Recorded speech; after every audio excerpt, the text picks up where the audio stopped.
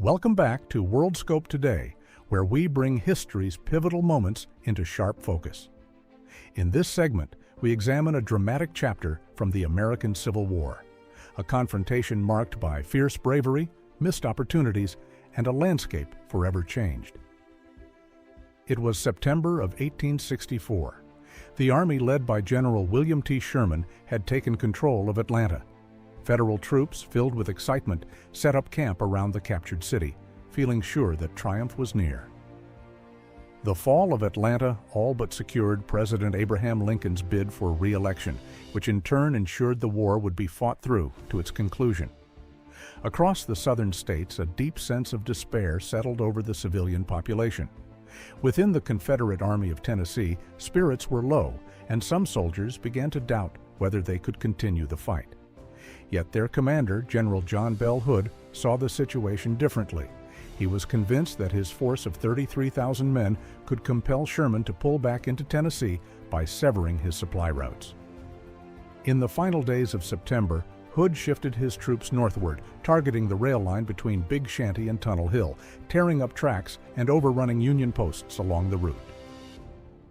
Confederate morale soared. Sherman pursued, but Hood angled westward toward Alabama. Deciding against a full chase, Sherman turned back to Atlanta. Preparing for his famous march to the coast, Sherman instructed General George Thomas to take charge of a force gathering in Nashville. Thomas faced steep challenges. His troops were spread out, and assembling a sizable contingent from Missouri would take time. Until that happened, Thomas's men would be heavily outnumbered. His greater task was discerning John Bell Hood's true intentions. After shifting his army into Alabama, Hood weighed his alternatives. Even though he was well placed to exploit Thomas's scattered forces, Hood struggled to supply his men with adequate food, ammunition, clothing, and footwear. But 3 weeks later, he was prepared to move.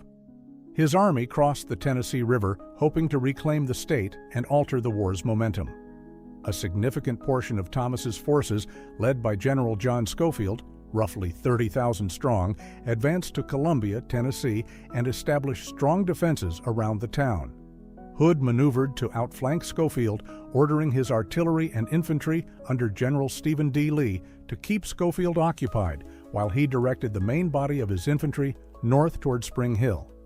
There, he intended to seize the road leading to Franklin and Nashville, thereby isolating Schofield's army from Tennessee's capital.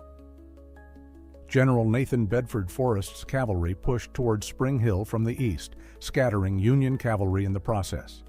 Meanwhile, Confederate Corps under Generals Ben Cheatham and A.P. Stewart advanced in the direction of Columbia. Schofield recognized the looming threat and dispatched General George Wagner's division racing toward Spring Hill. They arrived just in time to prevent Forrest's cavalry from securing the roadway. General Patrick Claiborne moved his division toward Spring Hill with orders to block the Columbia Pike, but he was met by a large Union force, catching him off guard. He pressed forward, and a fierce clash erupted. Hundreds fell dead or wounded.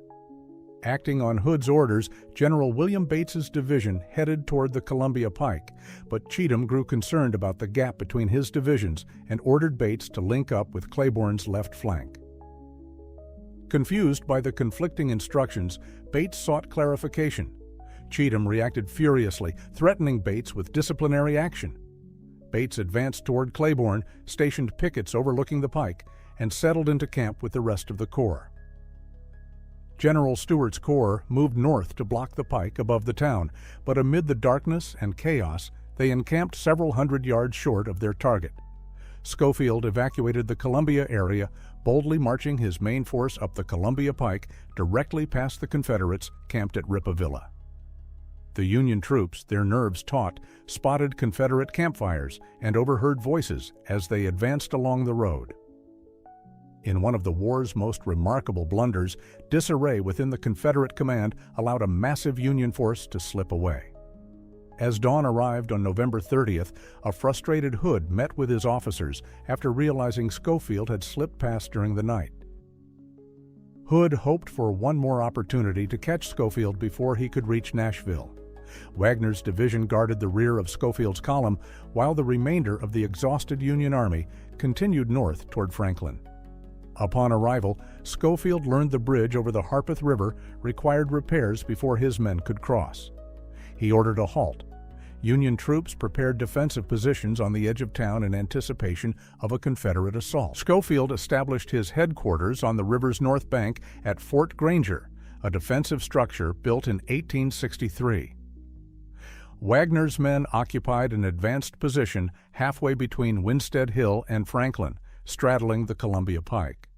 The terrain, open with gentle rolls, favored the defenders.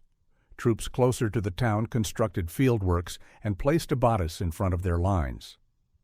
Two of Hood's corps, under Cheatham and Stewart, emboldened by debris along the road suggesting a hasty enemy retreat, reached Winstead Hill late in the afternoon.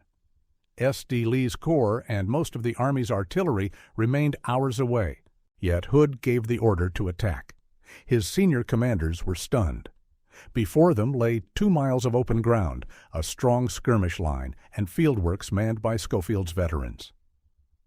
The common soldiers in the Army of Tennessee understood the desperate odds they faced. A signalman at Hood's headquarters waved the flag, sending the army forward. Stewart's corps advanced on the left, while Cheatham's corps moved astride the Columbia Pike. The massive Confederate wave soon reached Wagner's forward line and swept over it, driving the retreating Union troops toward the main line.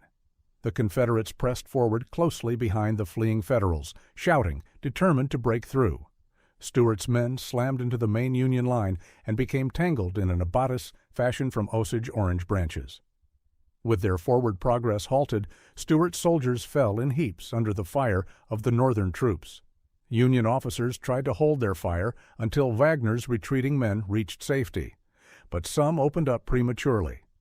Batteries positioned near Fountain Branch Carter's home and Cotton Gin hammered the Confederate line with case shot and canister. Despite mounting casualties, the desperate Southerners continued forward. Some broke through the front line, but the cost was staggering. Gray-clad generals, Cleburne, Granbury, Adams, and Strahl, leading from the front, fell dead alongside their men.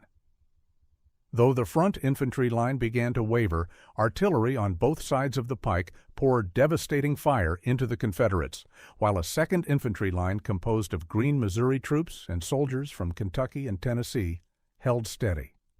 A brigade of hardened Army of the Cumberland veterans swept forward to reinforce the line amid the chaotic, ferocious fighting near the Carter House.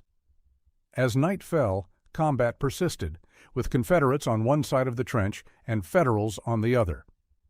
Despite grievous losses, scattered groups of Confederates surged across the trench, desperately attempting to dislodge the stubborn defenders. Hood, still optimistic, sent General Edward Johnson's division forward into a scene of sulphurous flames and hellish resistance. They failed. Fighting continued for hours, and some Union officers proposed a counterattack, but Schofield declined and began crossing the Harpeth River over the repaired bridges. By 3 a.m., Federal forces were on the north bank, marching toward Nashville. At dawn on December 1st, the scene at Franklin was horrifying, even to men hardened by years of brutal warfare. Of the 20,000 soldiers who made the assault, 7,000 fell, including 6 generals killed, 5 wounded, and 1 captured.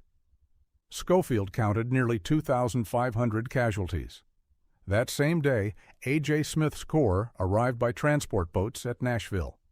Thomas's force was finally united and now significantly outnumbered Hood's battered army. Yet Hood continued northward, still seeking victory. He followed Schofield to Nashville. Recognizing the futility of attacking Thomas's superior force in a well-fortified city, Hood took up a position south of Nashville and waited. Severe weather and an ice storm battered both armies, but the Confederates lacked shelter and adequate food. On December 15th, Thomas went on the offensive. With cavalry screening his flanks, thousands of troops in support, and a powerful thrust aimed at both enemy flanks, Thomas's men pummeled the Confederates, forcing Hood's battered army to withdraw to a new, more compact line. The next day, Thomas attacked again and drove Hood's men from the field. With an additional 6,000 casualties added to the rolls, the Army of Tennessee had lost over half its soldiers in recent months. The end of the Civil War was now only a matter of time.